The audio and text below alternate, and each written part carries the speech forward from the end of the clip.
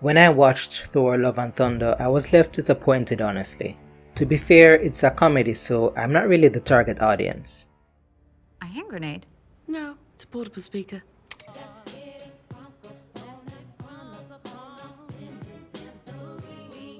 What Thor Love and Thunder did make me realize though, is that the MCU seems to be confused about one question in particular. What even is a god? We are not gods. We're born, we live, we die.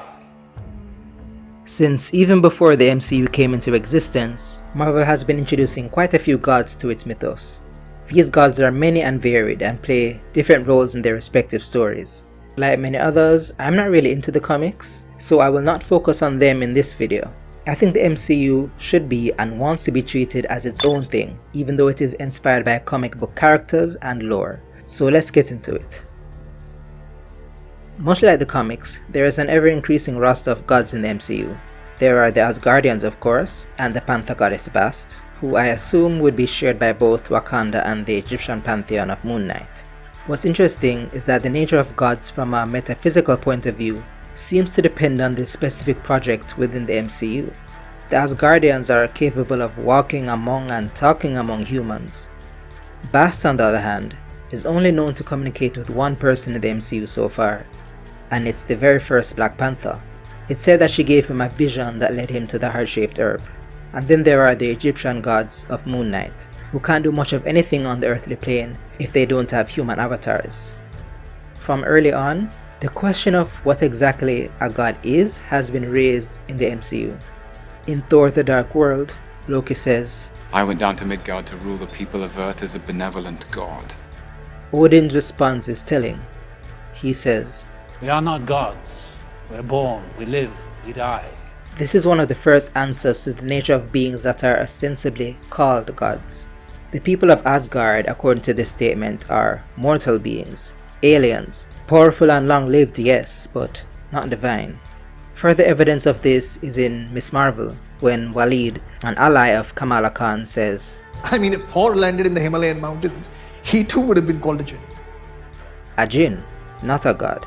So does that mean that being given the title of god is an accident of culture, or rather religious culture? After all, jinns are a Muslim concept, and Islam is a monotheistic religion. It's similar to how Steve Rogers refuses to recognize Thor and Loki as gods in Avengers. These guys come from legend, they're basically gods. There's only one god, man. And I'm pretty sure he doesn't dress like that. Getting back to the Thor films though, Hela states who she is in Thor Ragnarok. I'm not a queen or a monster. I'm the goddess of death. It would be pretty easy to dismiss this as another egotistical Asgardian villain claiming divinity. But the thing is, even Odin ends up going back on his former statement about the nature of Asgardians. He calls Hela Goddess of death. and sarcastically asks Thor, Are you Thor, the god of hammers? insinuating that Thor is indeed the god of thunder. So, are the Asgardians gods or not? This is where Thor Love and Thunder comes in. The antagonist, Gorr, is called the God Butcher. Through him, the film raises an important question. Are the gods worthy of the devotion they are given? Gorr's answer, of course, is no, and he has very good reason for this. The god that Gorr worshipped and devoted his life to does not care that Gorr's daughter and entire people have died. His god sees him as nothing and his people as nothing, and laughs in his face. Shocked and angered by this, Gorr renounces and kills his former god. Disenfranchised, he goes on a god-killing rampage. This should have been an existential issue for Thor. He should have asked himself whether he has the right to call himself a god. When he heads to Omnipotent City, he finds uncaring gods who are perfectly fine feasting in safety while so-called lesser gods die at Gorr's hands. Even Zeus, who Thor has respected up until now, shows that Gorr is right. The gods can be cruel and uncaring. So what is it that makes a god worthy of honor, praise, and devotion? What makes a god worthy of the title? But no, the story just continues.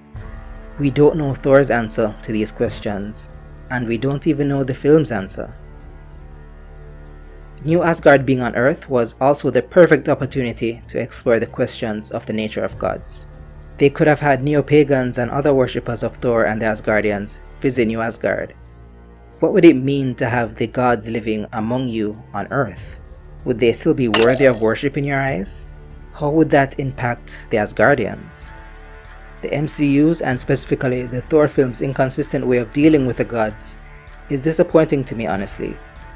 But hey, maybe they'll address this later in the future, who knows. Anyway, thank you for watching, liking, commenting, sharing, and subscribing. You make all this worthwhile. For this video, I want to ask what you think the MCU is saying about their gods. Is there a consistent message? Let me know in the comments.